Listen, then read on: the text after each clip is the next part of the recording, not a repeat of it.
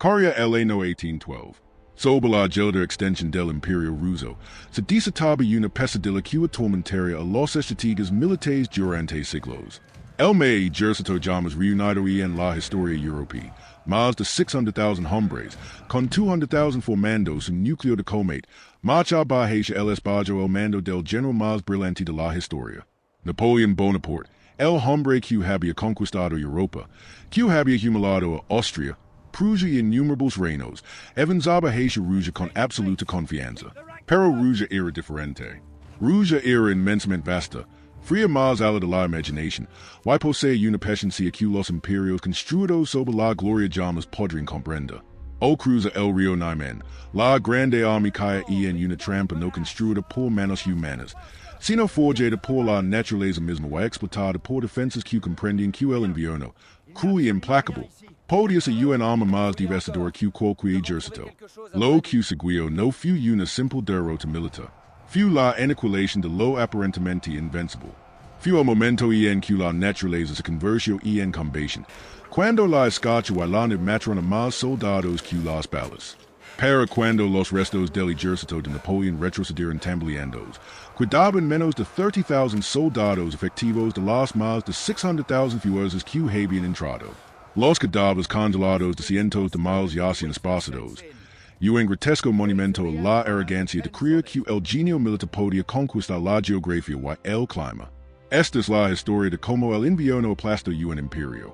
Como una fuerza defensora, gracias a su paciencia estratégica y dominio de su gélido paisaje, convirtió el invierno ruso en el arma más devastadora jamás desplegada.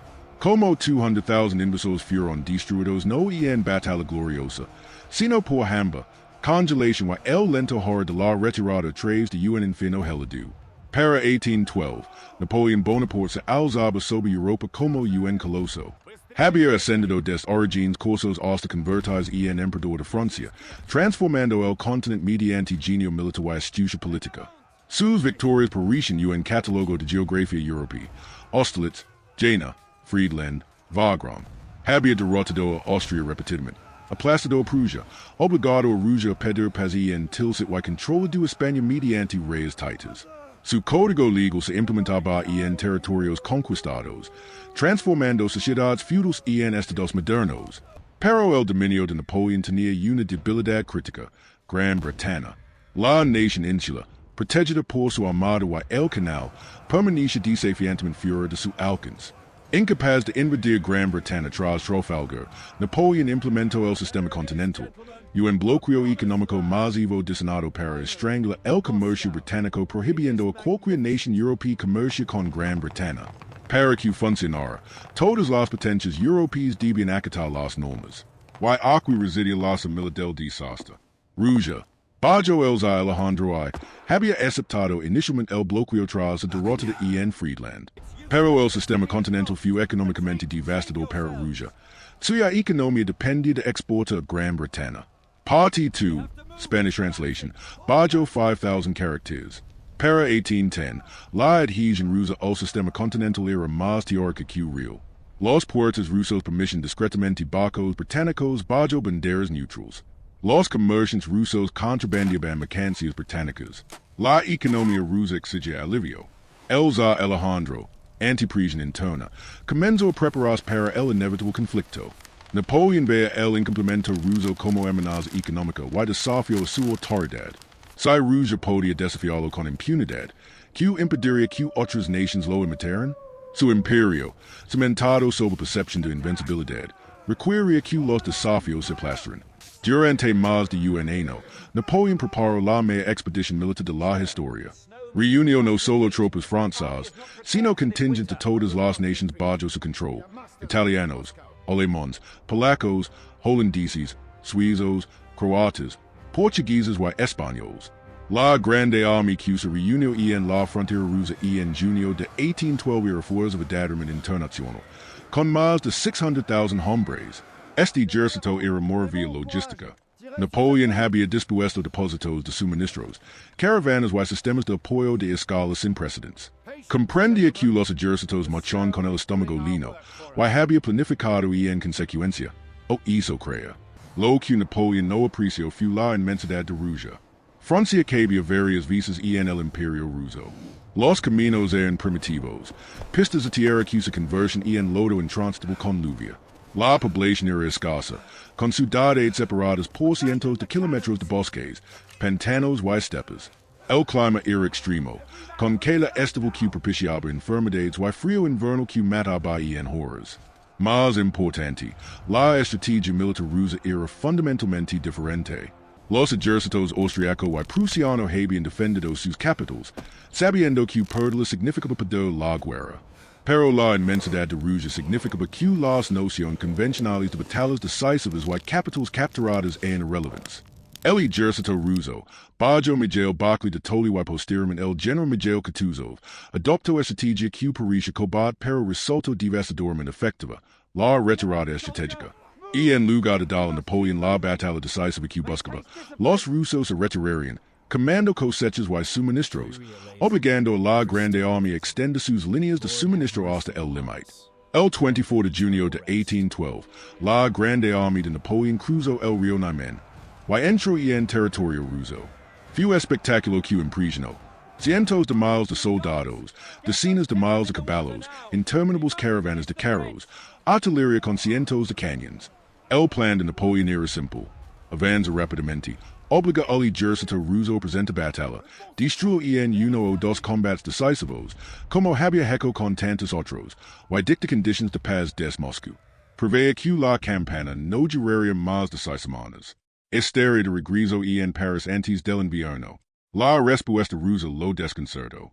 Se retiraron.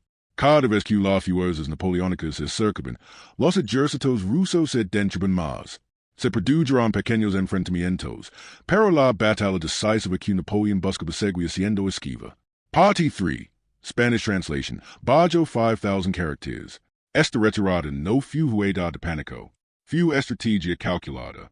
Barclay de Tolly, ampliamente criticado por la nobleza rusa que consideraba la retirada cobardia, comprendió que las más ventajas de Rusia residían en espacio y tiempo.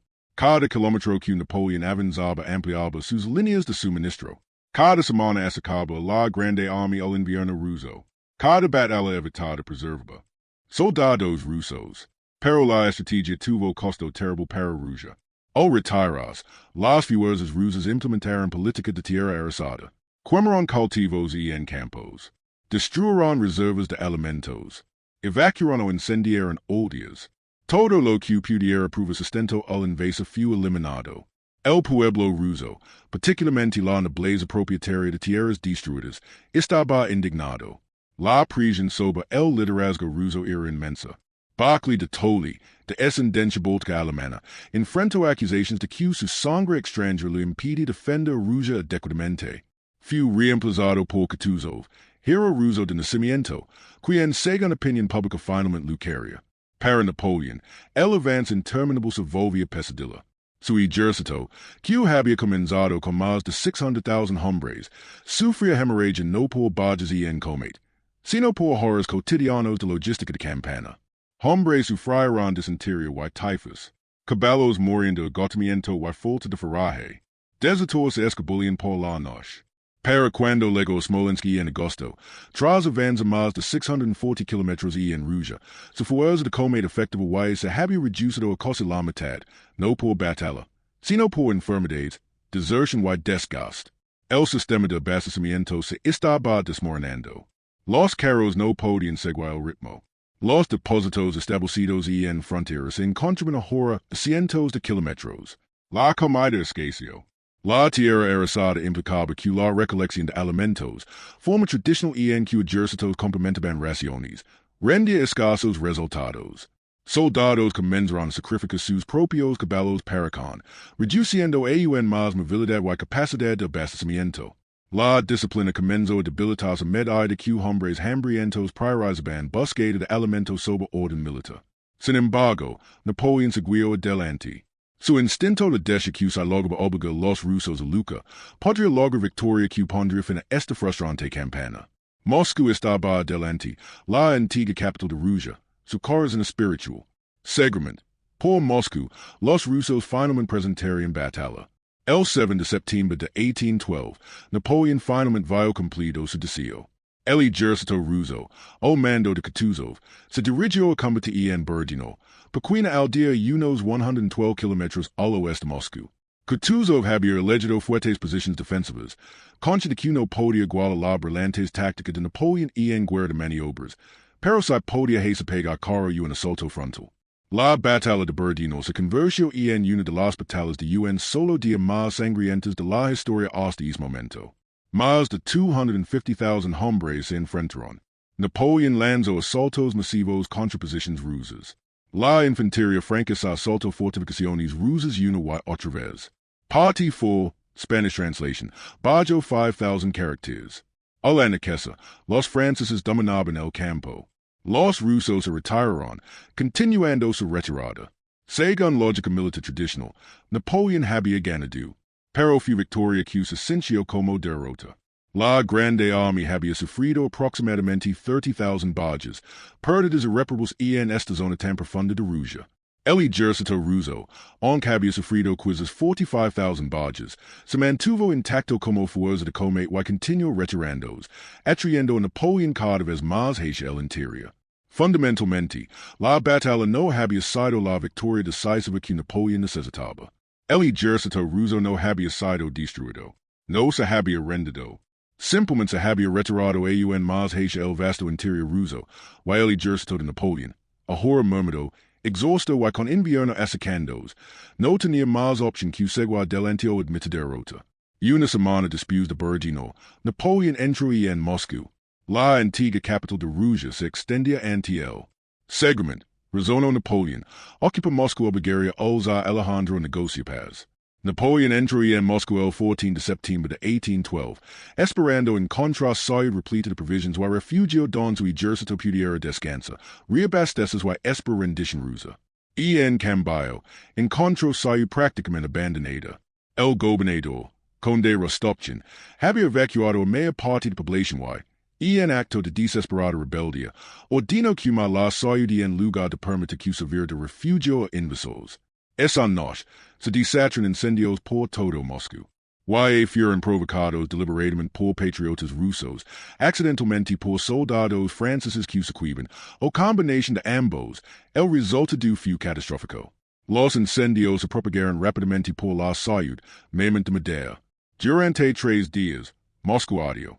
Para cuando las llamas se extinguieron, aproximadamente 3/4 partes de la ciudad habían sido destruidas.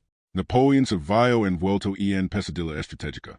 Ocupó ciudad incendiada, a cientos de kilómetros de territorio aliado, con ejército que se había reducido a unos 100,000 soldados efectivos en combate, de los 600,000 que habían entrado en Rusia. Las estructuras restantes proporcionaron cierto refugio, y el ejército encontró suficientes suministros en almacenes intactos para mantenerse temporalmente, pero situación estratégica era insostenible. Durante más de un mes, Napoleón esperó en Moscú, enviando propuestas de paz cada vez más desesperadas a Alejandro. Sin embargo, el emperador ruso rechazó toda negociación. De San Petersburgo, a salvo del ejército napoleónico, Alejandro comprendió lo que Napoleón apenas comenzaba a comprender. El tiempo era aliado de Rusia. Cada día que Napoleón permanecía en Moscú, el invierno ruso se acercaba. Situación de abastecimiento francesa empeoraba y fuerzas rusas se reagrupaban. La ocupación de Moscú se volvió cada vez más difícil. La disciplina se deterioró a medida que soldados secuiban edificios restantes. La ciudad, en tan magnífica, era ahora páramo carbonizado que se burlaba de conquista de Napoleón. Las líneas de suministro a Polonia, que se extendían a lo largo de más de 1,000 millas, eran constantemente hostigadas por cosacos rusos y fuerzas partisanas. Parte 5, Spanish translation, bajo 5,000 characters. El clima, todavía otoñal, comenzaba a presagiar horrores que se avecinaban. Las temperaturas nocturnas descendieron. Liger nevado occasional cubría el suelo. Los soldados de la Grande Armia, en su mayoría procedentes de Francia y sur de Europa, nunca habían experimentado invierno ruso. No comprendían lo que se avecinaba. Los mariscos de Napoleón instaron a retirada. Cada día que pasaban en Moscú debilitaba al ejército. Los víveres escasaban. Los caballos, esenciales para operaciones de caballería y para tirar artillería y carros, se morían de hambre. No había forraje, y campina incendiada que rodaba Moscú no frisionada. Soldados commensura a sacrifica caballos paracon, lo que solo redujo aun más movilidad del ejército. El 19 de octubre de 1812, Napoleon finalmente aceptó la realidad. Ordinó retirada de Moscú.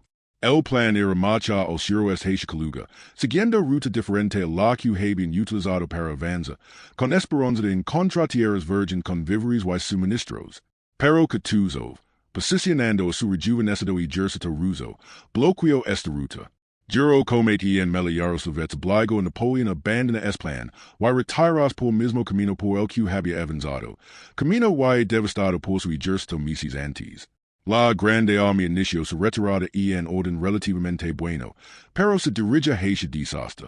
La fuerza principal de 200,000 hombres que había llegado a Moscú estaba a punto de iniciar la retirada militar más catastrófica de la historia. El invierno ruso comenzó relativamente suave.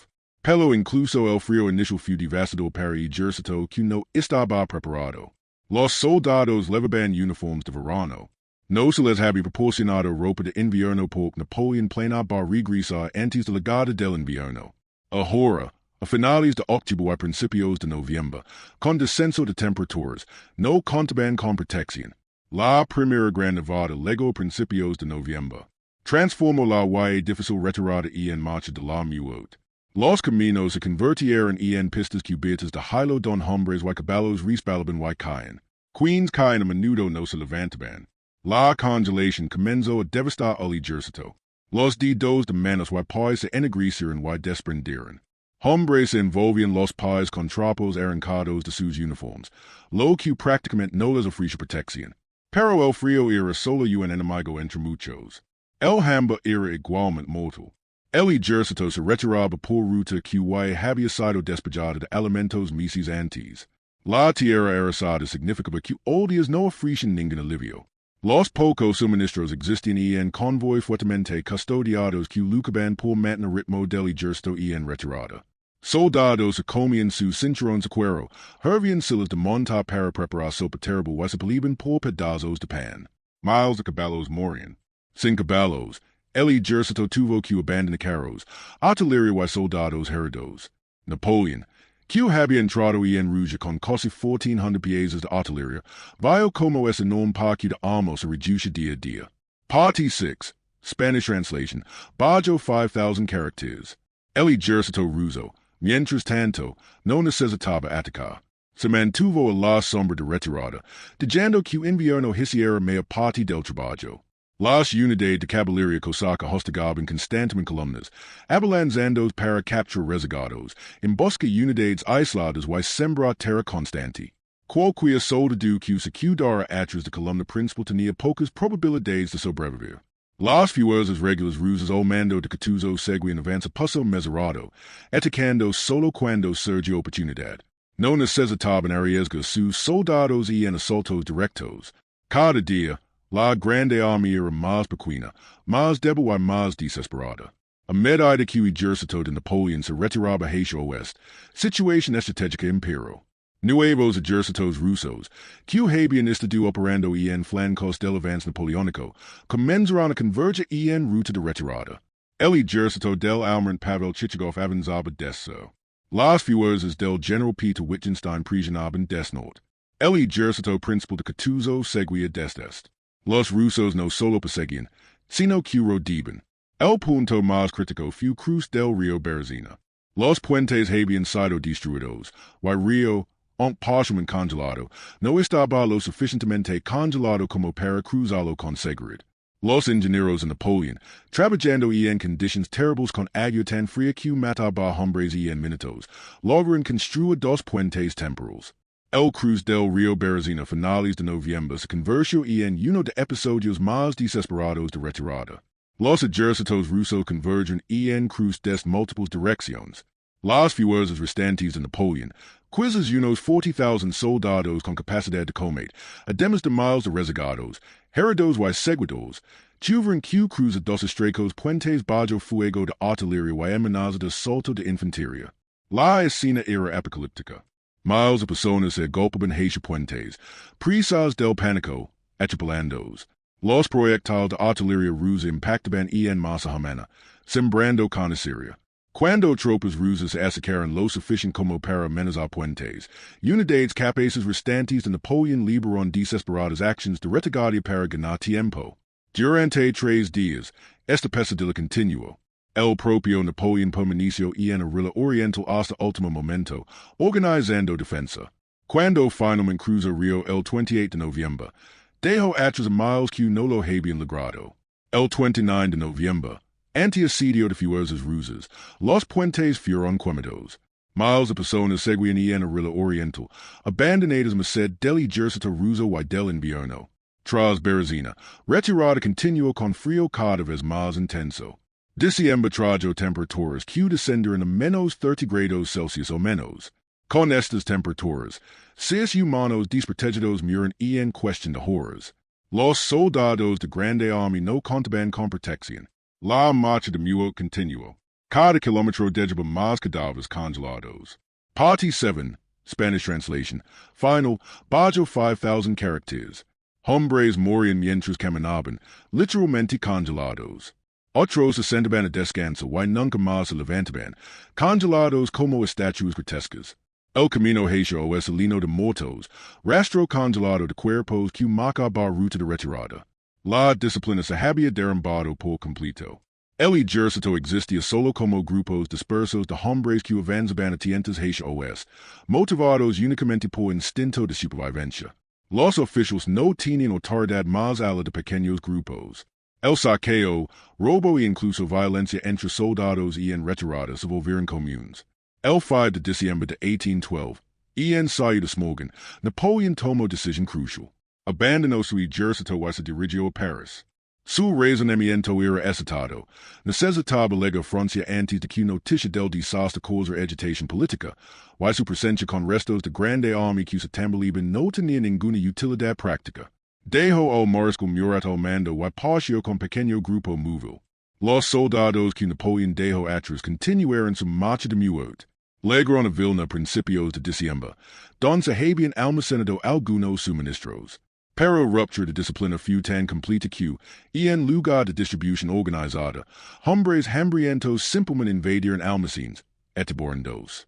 Muchos, con estómago encogito por semanas en inanición, murieron por comer demasiado y demasiado rápido. El cruz final del río Naiman, de regreso a territorio aliado en Polonia, tuvo lugar mediados de diciembre. El mariscal Murat informó a Napoleón que tenía aproximadamente 10,000 hombres aún en armas. Otros 20,000 rezagados lograron regresar en semanas siguientes, pero como combations estaban acabados, congelados, enfermos y traumatizados. De los 600,000 hombres que entraron en Rusia en junio, menos de 30,000 logran regresar en condiciones de volver combate. El resto estaban muertos, capturados o desertaron. La grande army había dejado de existir. La campana rusa de 1812 no fue simple derrota militar, sino principio del fin del imperio napoleónico. La grande army había sido destruida.